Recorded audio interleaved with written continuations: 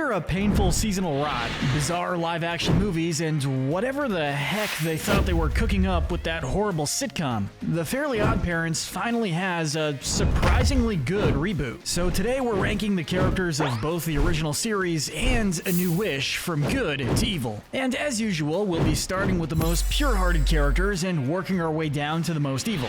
These characters are the good.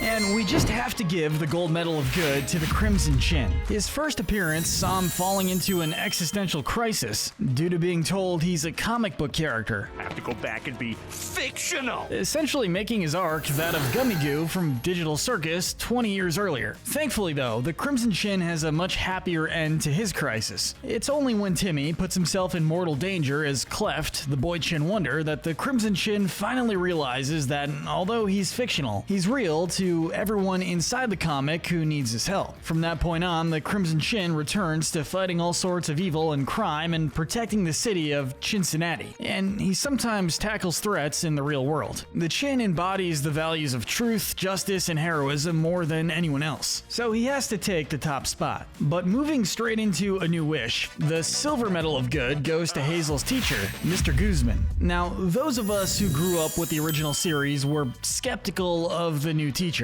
But unlike a certain hunchback obsessed with fairy godparents, Mr. Guzman is an absolute gem of a guy. He's the kind of teacher who genuinely cares about his students, from encouraging them to perform acts of kindness on Kindness Day with the incentive of a pizza party, to connecting with Hazel when she was still the new kid, and felt left out among her classmates. Mr. Guzman is a sweetheart, and he takes genuine pleasure in being one. I mean, the guy was literally willing to give the kids over the weekend homework just to help them make more friends, which is so nice, even if giving homework on the weekends is one of the few things keeping him from taking home the gold. But the bronze medal of good has to go to teen singing sensation Chip Skylark. When this heartthrob's arrival totally overshadows Timmy's birthday, the misunderstood average kid decides to take his frustration out on Chip and wishes for him to be stuck for a night as Vicky's prisoner. He's surprisingly optimistic about the whole situation though. Even once Timmy finally confronts him, Chip ends up being just about the nicest guy on the planet. He's sad that his concert caused everyone to forget Timmy's birthday, and even gifts him an unreleased Crash Nebula action figure as a peace offering. Mind you, this kindness and generosity is being dealt out to the same kid who literally just lured him into being kidnapped by a psychopath. Despite being well aware of how popular he is, Chip Skylark is genuinely a down-to-earth, generous guy. Just because you're rich and famous doesn't mean you're a jerk. Who cares more about making his fans happy than anything else. Plus, he brought shiny teeth to the world, and that deserves a medal in itself. Now, next up we have Chloe. Chloe's first few moments of screen time basically tell you all there is to know about her character. She's friendly, she's good at things, she's friends with the presidents for some reason, and she's assigned to be a co-god kid to Cosmo, Wanda, and Poof. She also changed the theme song itself, which even Sparky had the decency to refrain from doing. Now, you might be wondering, being such a kind-hearted and talented kid, why does Chloe need to have the same fairies as Timmy, who deals with neglectful parents, abusive babysitters, and a teacher who stalks and fails him constantly? Well, it turns out that Chloe always wants to help people out, but sometimes she doesn't do it right. No, yeah, that's it. As much as the show was on life support at this point, Chloe herself is a pretty good person, even if she was a pointless character. But enough about that. It's time to talk about the main fairies themselves, Cosmo, Wanda, and Poof, later to be named Perry. While their role as godparents is largely the same in both series, we especially want to focus on their counterparts in A New Wish today. In the later seasons of the OG Fairly OddParents, Cosmo and Wanda went from an adorably lovey-dovey couple who were both pretty quirky to the type of couple you would expect to see in Family Guy. Wanda nags, Cosmo has -3 brain cells, and neither of them seem to like each other at all. Despite this, they always did their best to take care of Timmy, and as dysfunctional as they were, we can't deny that they love each other by the end of the day. But then we have A New Wish to take into account, and man, this show completely fixed their dynamic. Honestly, it's like watching them from the earlier seasons again, just with Cosmo having a way squeakier voice. You have great fun! Sure, they still tend to tease each other, but it's all in good fun, and as clumsy as they are, you can bet these two will do their best to help keep their new god kid happy. happy. Then there's Perry, formerly Poof, who wants to be taken seriously as a godparent, even if he's new to it, and unfortunately saddled with Dev as a god kid, which is far from an easy gig. No matter who they're assigned to and how far apart they might fly, these fairies have a bond with both each other and their god kids that could only be described as magical. That said, we have to give Cosmo the Darwin Sinner Medal. All that helium he huffed in the later seasons really did a number on his brain along with his voice. Godparents are important, but so are good friends. Enter Hazel's new school besties, Win and Jasmine. Think of these two as the Chester and AJ of A New Wish. While it takes a while for Hazel to befriend them, this trio is practically inseparable after the fact. They're always supportive of Hazel, doing their best to include them in whatever they're doing, and always being down to help with whatever she needs, even if what she needs is a makeshift suicide squad to reclaim Fairy World. On top of that, Win has a skateboard named Bartholomew, which has nothing to do with morality, but I just thought it was funny. Please be careful with Bartholomew. And following them are Timmy's best friends, Chester and AJ. On top of being loyal friends to Timmy, Chester and AJ both have their own moral strengths that keep them high up on our list. AJ is a brilliant scientist, and while this can make him seem like a bit of a show-off, it doesn't stop him from generally being a nice guy who uses his intellect for good. As for Chester, despite his lack of common sense, he's a very nice kid. In addition to being a pretty good friend, his poverty has led him to being an altruistic guy. When he briefly becomes Cosmo and Wanda's god kids and Fairy Idol, he uses his wishes to help solve problems throughout the world. I wish it was warm in the North Pole. Although that aforementioned lack of common sense usually results in those problems being made even worse. The only reason these two are slightly lower than Win and Jasmine is the fact that they tend to fight a lot more frequently. But that is perfectly normal for kids their age. Following them, we have to mention the other classmates from Timmy and Hazel's schools. Elmer, Sanjay, Whispers Fred, Jenkins, and yeah, you get the idea. There isn't really much to say about these guys, since they basically all have just one personality trait. All we know is that they're generally friendly and easy to get along with, which is good because the new girl, Hazel Wells, can use all the new buddies she can get. On the surface, like Chloe, Hazel doesn't seem like the type of kid who needs fairy godparents. She misses her brother, sure, and is having trouble adjusting to her new school, but she also has loving parents and a somewhat stable mental state. But when a bad mood catches the attention of a retired Cosmo and Wanda, the pair adopt her as their new fairy godchild, and Hazel loves every second of it. She uses her wishing powers to make day-to-day life easier, or more fun, which leads to plenty of shenanigans, but she just as often uses her magic for altruism, from wishing for her parents to have a romantic anniversary to wishing for her father's hero, AJ, to be at his upcoming award ceremony. Hazel uses her magic to do a lot of good, and when she goes overboard or causes trouble, she always does her part to clean things up. She's a good kid who's sensitive to others' needs, and while she may knock others down in moments of low impulse control, she'll be the first to help them back up. If there's one character with even more of a can-do attitude than her, it's Chester's father,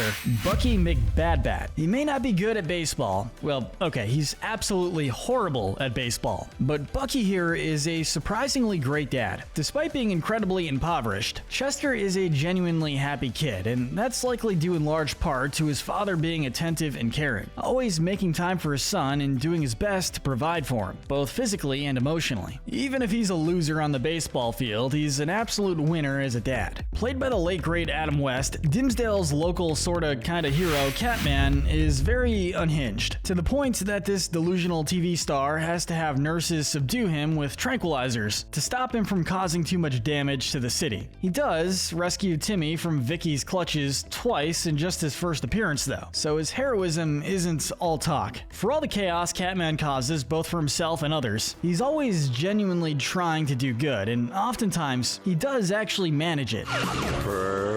Perfect. So remember, if you ever have a rodent infestation, call Catman, the get rid of your rat man. The mayor of Dimsdale may be the one technically calling the shots, but we all know that Chompy the goat is the one who's really pulling the strings. He's something of a folk hero in the town of Dimsdale, being credited for several acts of heroism like inventing the cure for polio. Wasn't that make Jonas sulk? Only if you believe those liars are dependent of us! Unfortunately, despite the townsfolk being indebted to him, they've kept him in awful living conditions. But that hasn't stopped Chompy from being a stand-up goat nonetheless. When Timmy sets him free in his debut appearance, Chompy almost immediately starts a new life with his wife and children. And despite being a devoted family goat, he even saves Timmy's life later on in the episode. And that, my friends, is why he's the GOAT. That's why he's the GOAT! The GOAT!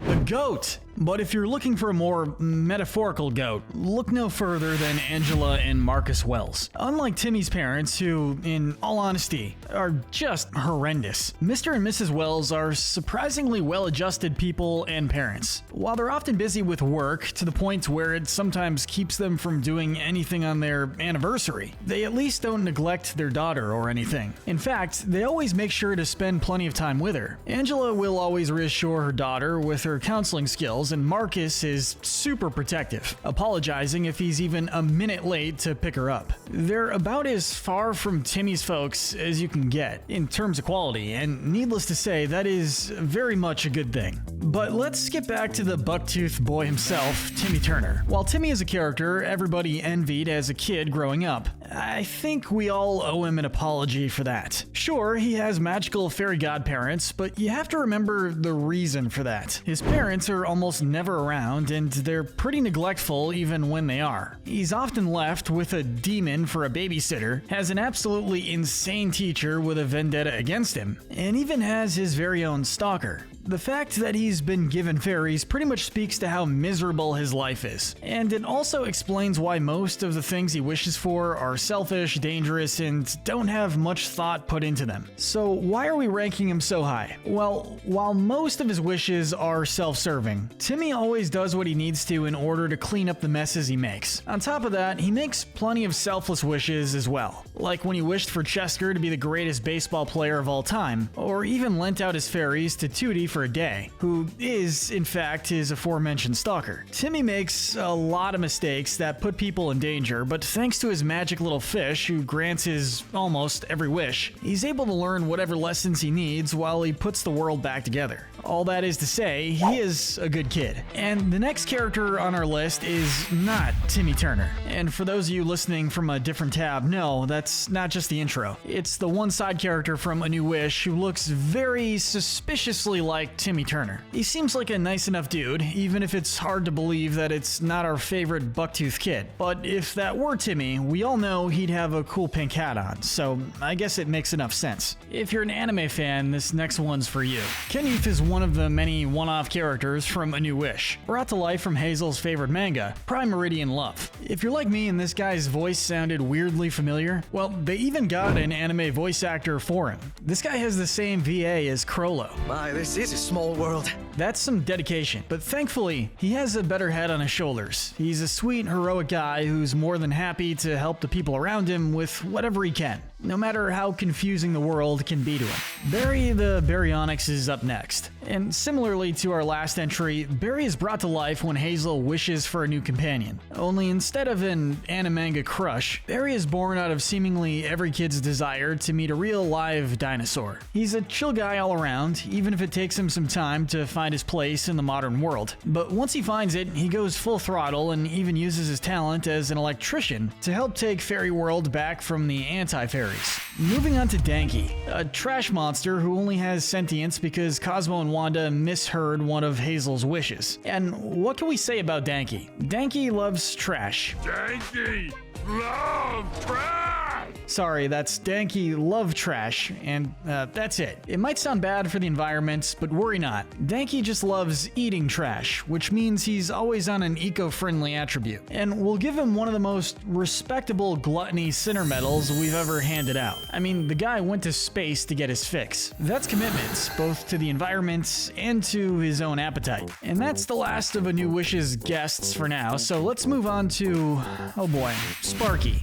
You guys remember Sparky, that talking dog who got introduced near the end of the show, only to be forgotten about entirely like 2 weeks later? It's okay, you don't have to remember him. He's a dog who learned to talk by eating a dictionary and who constantly causes trouble with his surplus of chaos and his complete lack of intelligence. I buried the house! He's a good dog at the end of the day, but in his efforts to do good, he almost always ends up causing much more harm. And he's one of those characters who makes you feel bad for finally getting fed up with his antics after he's burnt down like 3 cities. Hey, Flappy Bob, can't you see what they've done? Hey, Flappy Bob, can't you see what they've done? Wait, who's they? Oh well, all you need to know is that Flappy Bob was one of the more complex characters in the original series. His main appearance was in School's Out, the musical, as a businessman who heads up the notoriously boring Camp Learnatorium, making him public enemy number 1 in the eyes of children. But this isn't really his fault, as it turns out Flappy Bob was taken in as a baby by the Pixies, who raised him to believe fun things were boring and vice versa. The result was Flappy Bob having a full-on identity crisis decades later, but ultimately, his time at the very law school the Pixies sent him to was what saved the world from being thrown into utter boredom forever. After Timmy helped him see the Pixies' true nature, Flappy Bob found a loophole in their contract, allowing the world to suit his own views of fun and safe, which had now been healed from his dishonest upbringing. It's a sweet redemption arc for one of the best episodes of the series, and it ends with Flappy Bob disowning Learnatorium and reuniting with his parents at last. And that's the perfect way to end the good section. But cheer up, Pixies, the gray area has a color scheme perfectly suited to your tastes. But you guys are definitely not going there though. First up is the former sidekick of Cookie,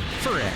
Unlike his, owner, boss, mom? It's never really clear, but unlike his business partner, we'll call it, he isn't all that interested in criminal activities. He actually seems pretty uncomfortable with Cookie trying to get Cosmo, Wanda, and Hazel framed so she can usurp them as Hazel's fairy godparents, and the moment he's given the opportunity, he turns tail and exposes Cookie in the courtroom. You might think we should rank him higher up as a result, but, well, he only really did this because Cookie never let him play outside. Sometimes I want to play outside too.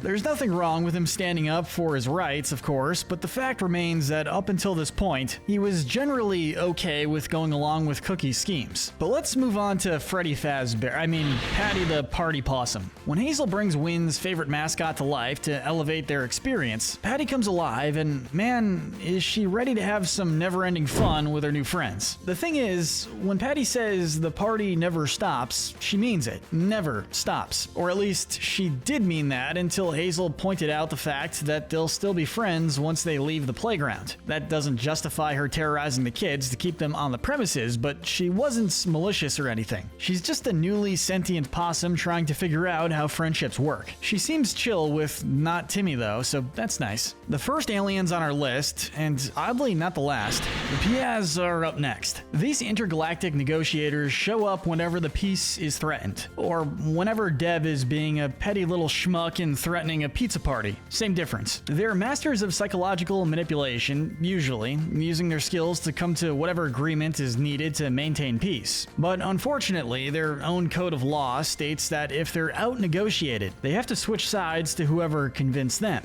making them the definition of a neutral party. This next character needs no introduction. It's Flipsy, the amazing flipping dog. I mean, just that form. That's absolute grace. Flipsy is a true work of art, and he'll flip for anyone, as long as they remember to hit the on switch, that is. From a flipping dog to just flipping crazy, Tootie is up next. And oh boy, this girl, she's constantly trying to butt into Timmy's life. She has dolls and shrines dedicated to him, and she's even invented gadgets and devices to spy on him without him knowing. It almost goes without saying that Tootie deserves the Lust Sinner medal. Despite her being a straight-up stalker though, as weird as it is to say, Tootie doesn't really have that much ill will in her. Sure, she's obsessive, but she has to deal with Vicky day in, day out, and unlike Timmy, she doesn't even have magical wish-granting fairies to soothe the pain. She's also capable of good deeds, like the time she exposed Vicky's true nature to Timmy's parents in Channel Chasers. But even aside from that, for a stalker, Tootie could be doing a lot worse. For instance, at least she isn't trying to straight up murder her crush for not paying attention to her. Enter Trixie. Oh Trixie, how the mighty have fallen. She started the series as a surprisingly chill character. Although she was certainly vain, she seemed to have this genuine desire to be herself, no matter what anyone else thought. Unfortunately, this arc wouldn't last long. Stuff really gets bad for Trixie in the episode Just the Two of Us, when Timmy wishes that he and Trixie were the only people in the world. We learn that Trixie is an attention junkie as she begins to go insane due to the lack of admiration from anyone else but Timmy. I missed you! Didn't you miss me? Where did you go?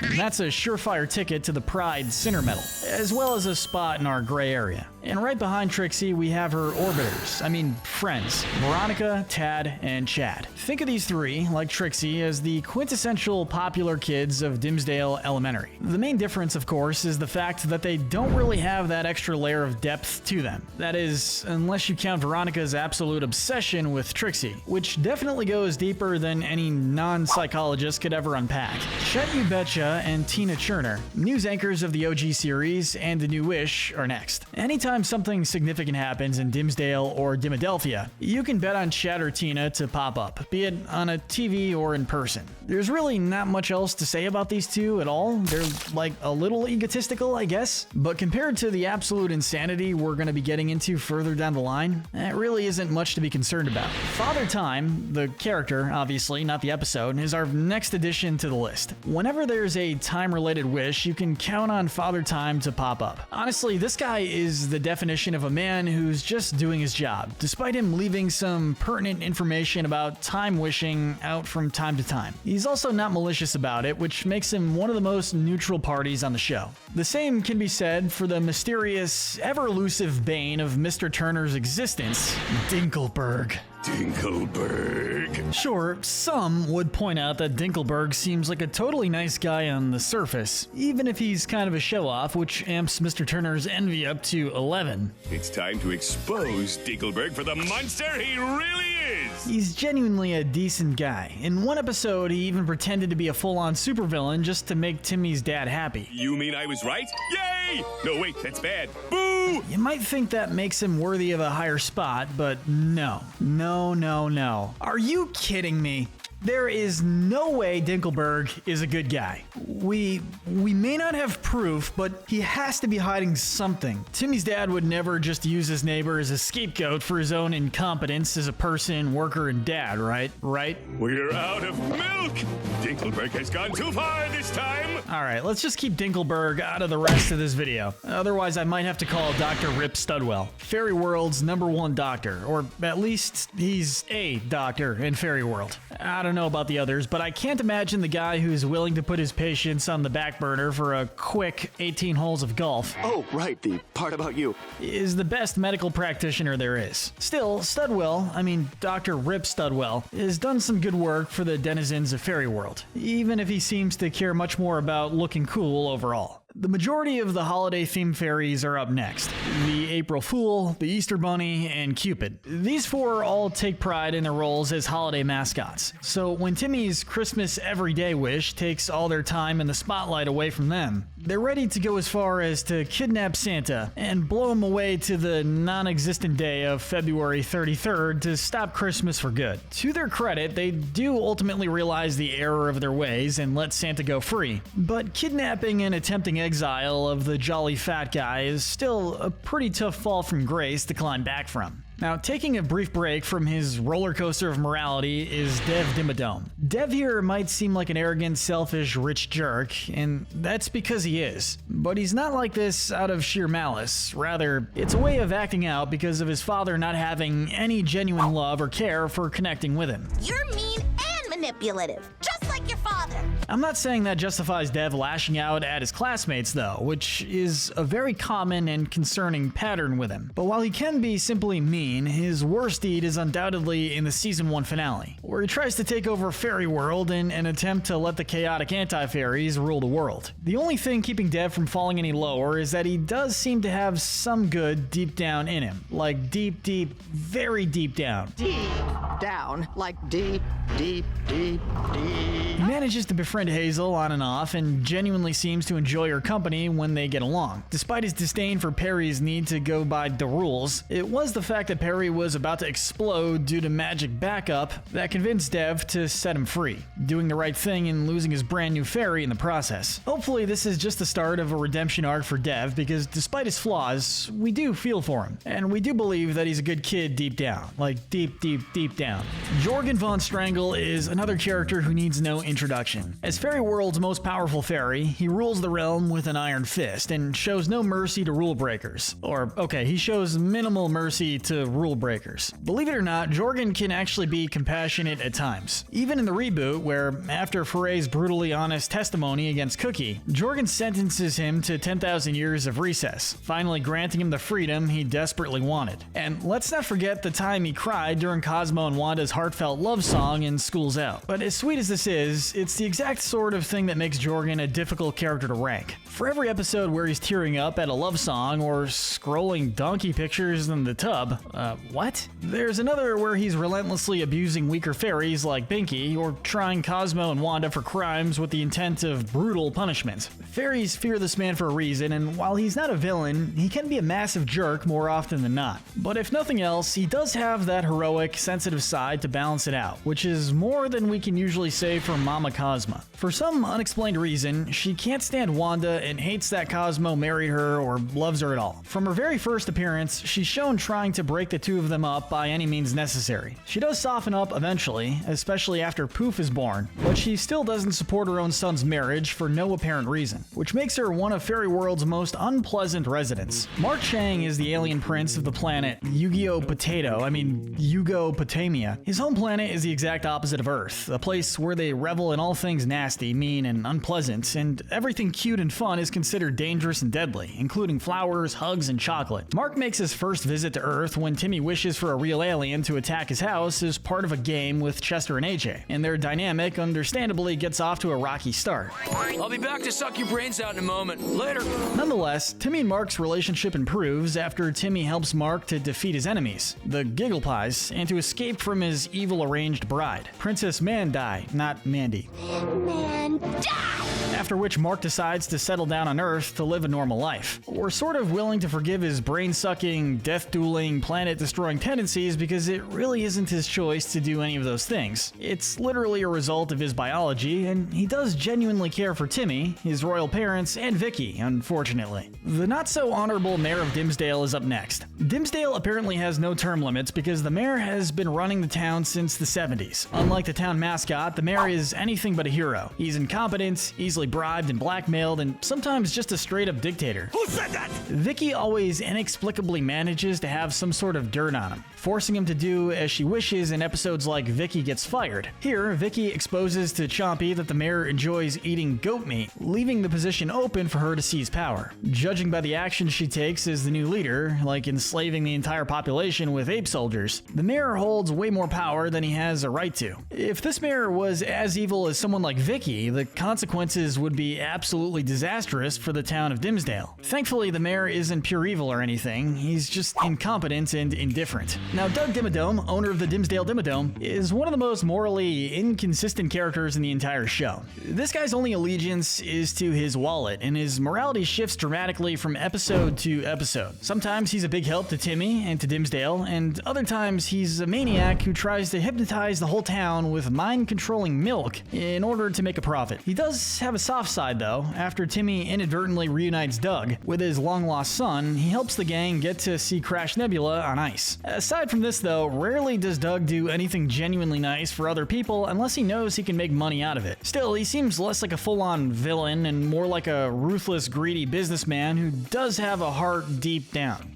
I don't know why, but that description just sounds really familiar for some reason. Well, I'm sure it'll come to me eventually, but nearing the end of our gray area, we have the one-off villain, imaginary imaginary Gary. Honestly, this guy is one of the more interesting antagonists in the series. An imaginary friend from Timmy's younger years, he was left in the back of Timmy's mind for 5 years. When the opportunity struck, he attempted to take over Timmy's mind and life. Later on, he comes pretty close to defeating Timmy, leading Timmy's other resentful unwishes in an all-out battle. The only solution Timmy finds to get out of it is to wish up clones of himself to wait on Gary and company hand and foot, seemingly forever. It's not exactly the most pleasant truce. Heck, this is a level of pettiness only the Wrath Sinner Metal could possibly sum up. But considering Gary never shows up again, at least we know that he's mellowed out to mind his own business from now on. Now finally, rounding out the gray area, we have Mr. and Mrs. Turner. Simply put, the Turners are horrible parents. They routinely forget Timmy's name, they constantly talk about how much better life would be for them if they had never had a son, and they're always pawning him off on a maniac of a babysitter. They never listen to anything he has to say, including his pleas to get rid of Vicky in various episodes, and when he tells them that he is not a shoplifter in inspection detection. The reason Timmy even has fairies is because his parents constantly lie to him and leave him with Vicky. Frankly, finding a positive quality between these two is like looking for a needle in a haystack, but if nothing else, they do seem to have a very faint sense of care for Timmy. After realizing how poorly they treated their son and just how awful Vicky is in Channel Chasers, they do their best to find him by tricking Doug Dimmadome and hijacking all of the TV stations to put the message out there that they love him and want him to come home.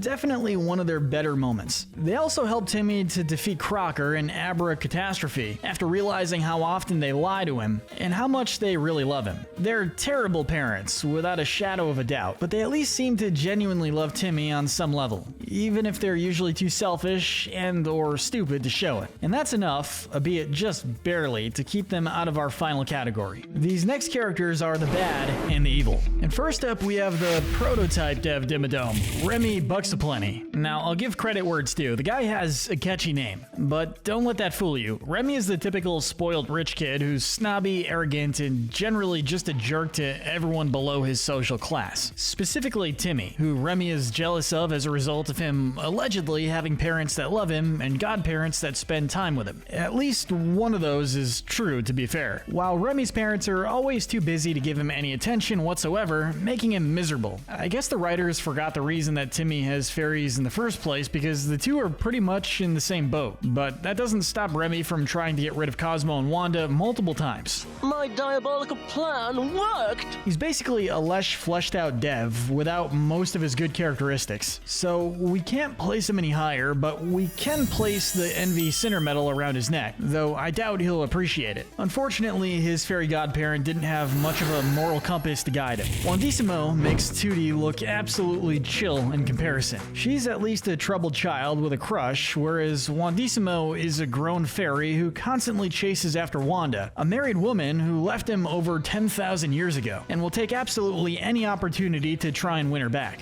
Stay here with me. He's also way too self-obsessed and is rarely able to keep his shirt on in any given situation. I guess we can give him some credit for taking charge when Jorgen isn't around and helping to scare off the darkness in the Wishology saga. But most of the time, he's just kind of a snake. He's not evil, but he's sketchy and dishonest. But he could be doing worse. Have no fear, Wandissimo is here! Cookie, like Wandissimo, thinks she's the best thing since magical wish-granting muffins. She has a genuine passion for being a fairy godparent, but she uses this passion all wrong. Instead of letting the child wish for what they want, she assumes that every kid likes the same thing. Cookies! All kids love cookies! If they do dictate their own wishes, they can bet that Cookie will fire back as passive-aggressively as possible. This girl hates being corrected. I can't imagine how unpleasant it would be to be Cookie's godkid, or her pet, who she uses as a scarf and refuses to let play outside. I'm not sure if a 10,000-year fairy jail sentence was in order for her, but she definitely deserved some comeuppance. He's big, he's mean, he's gray, he's Francis. And believe me when I say that nobody is safe from this big gray beast. He spends the school day dealing out wedgies, beatings, and swirlies to all the smaller, less popular kids. He has a ridiculous amount of bullying tools at his disposal, and he's also a black belt in Kung Fu, so not many people have a fighting chance against him. I've got 2 beatings, 3 bludgeonings, and an intimidation this morning. Francis has got very few redeeming qualities, and the only reason that he isn't any lower is because other villains are just even worse. It's one thing to be a kid who bullies kids, but to be an adult who bullies kids? Next up is Principal Krentz, Hazel's new principal. If her absolute cruelty towards her own paperweight wasn't indication enough, the way she treats her students will convince you that Krentz is mean to the core. She doesn't really care about her students beyond what grades they're bringing in, i.e. how nice they're sprucing up her office or her pocketbook. Prepare for the all-powerful cruelty of none other than Doidle. At first glance, Vicky's dog looks pretty harmless. He's kinda cute in his own way, but when Timmy unwittingly wishes to swap bodies with him to avoid Vicky's abuse, Doidle takes the opportunity to stay human for good. I'm just a jerk! Which is only deterred by Cosmo and Wanda tricking him into wishing to become a dog again by seducing him via Poodle. Doidle isn't an evil mastermind or anything, but he's also more than willing to use others as stepping stones to make a better life for himself. Now, starting at the bottom 10, we have Dr. Bender and Wendell. Bender bases his superiority solely on his perfect dentures. I mean, very real teeth. In the episode Shiny Teeth, he steals Chip Skylark's perfect teeth right out of his mouth as he's sleeping, which almost ruins his singing career. He also enjoys causing pain for the kids whose teeth he rips out, so he's definitely a sadist as well. Wendell is basically a clone of his father, so there's not much to say about him. These two really need to chill out and keep their hands off other people's teeth, or maybe just start using anesthetics. In our number 9 evil spot, we have Dale Dimmadome, father of Dev Dimmadome and son of Doug Dimmadome, owner of the Dimsdale Dimmadome. Well, thank you for locating my long-lost son, Dale Dimmadome, heir to the Dimsdale Dimmadome fortune. While he's the last villain on the list, we'd say falls short of the label supervillain. Don't let that fool you. Dale is a man who places the almighty dollar above everything else. Doug was greedy and ruthless, sure, but he at least had a heart. Dale, on the other hand, openly cares more about his business than his own son, seeing him more of a business partner than anything else. He'll do everything from measuring brain waves to calculate when people want to buy something to stalking Hazel, a child, to discover why she doesn't want to buy anything. The greed center medal could only go to a man who's willing to go that far, and his lack of any redeeming traits as a man or a father cements his place near the bottom of our list. But up next, we have one of Timmy's goofier adversaries, Dark Laser. The moment Timmy brought this guy to life, he assembled an army to take over Earth with extreme prejudice. Oh, and adopted Flipsy, of course. Over the course of the series, he comes up with numerous schemes to destroy Earth and or bring Timmy to the dark side, with his only real redeeming quality being his love for Flipsy. But like, who wouldn't love Flipsy? He's a flipping dog. Because Dark Laser has good taste in companions doesn't make him a better person. Flipsy, I'm sorry you had to hear that. But to be fair, he is technically an action figure of a famous supervillain, so you have to wonder if he even has a choice in terms of morality. Now, in a roundabout way, I guess you could say the same thing about the Crimson Chin's adversaries, the Bronze Kneecap, H2 Olga, and Nega-Chin. These guys are your standard comic book villains, wreaking havoc and working tirelessly to defeat the Crimson Chin. Unfortunately for them, like Timmy said, as long as the writers want the Chin to win, they're never going to succeed. Likewise, until the writers want to give any of these bad guys some sympathetic traits, they're going to remain as pretty much your standard villains, and they unfortunately don't have the benefit of Flipsy's wise moral guidance to boost them up any higher on our list. Next is Norm the Genie.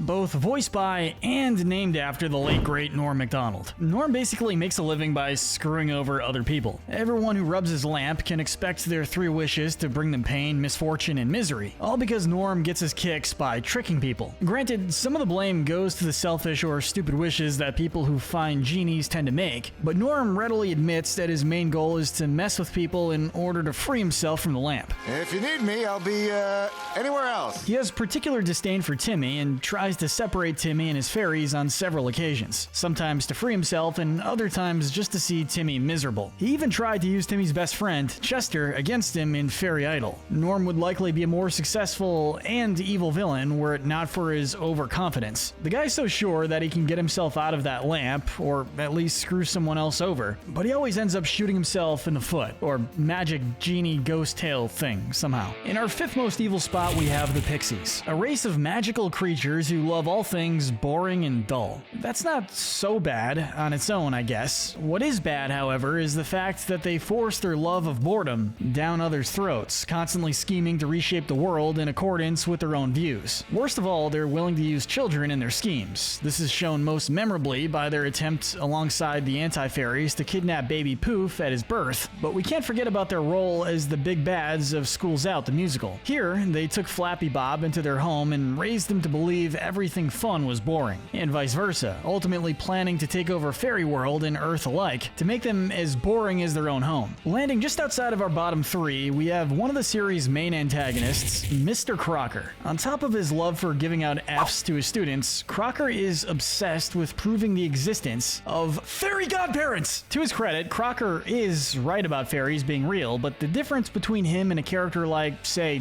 Dib from Invader Zim is that Crocker isn't trying to expose a legitimate threat to humanity. He's trying to prove himself right for the sake of his own ego and social status. Enter Abracatastrophe, where he obtains Timmy's magic rule-free muffin and makes himself the supreme ruler of the universe, enslaving everyone in existence and forcing them to worship Crocker. And if you think he's mellowed out decades later in A New Wish, think again. He's still spending his days trying to prove the existence of fairies and is more than willing to endanger or steal from children to get what he's after. But in the interest of fairness, we have to point out that Crocker wasn't always bad. The episode The Secret Origin of Denzel Crocker shows that Crocker was a totally kind and altruistic kid who used his fairies for good in Dimsdale until Cosmo let the secret out in front of the whole town and gets Crocker's memory erased as Cosmo and Wanda are reassigned. It's sad to think that even years later, Crocker has the same obsession that's ruined and driven his entire life. But while that does make us feel some sympathy for him, it doesn't excuse the fact that this guy's view for the world is in line with the most world-dominating Nicktoons villains out there. Still, Crocker is at least capable of good, which is more than we can say for the Anti-Fairies. But first, this video is brought to you by Wicked Binge channel memberships. You can gain access to our videos early before anyone else, plus get members-only emojis and loyalty badges by supporting the channel through a membership.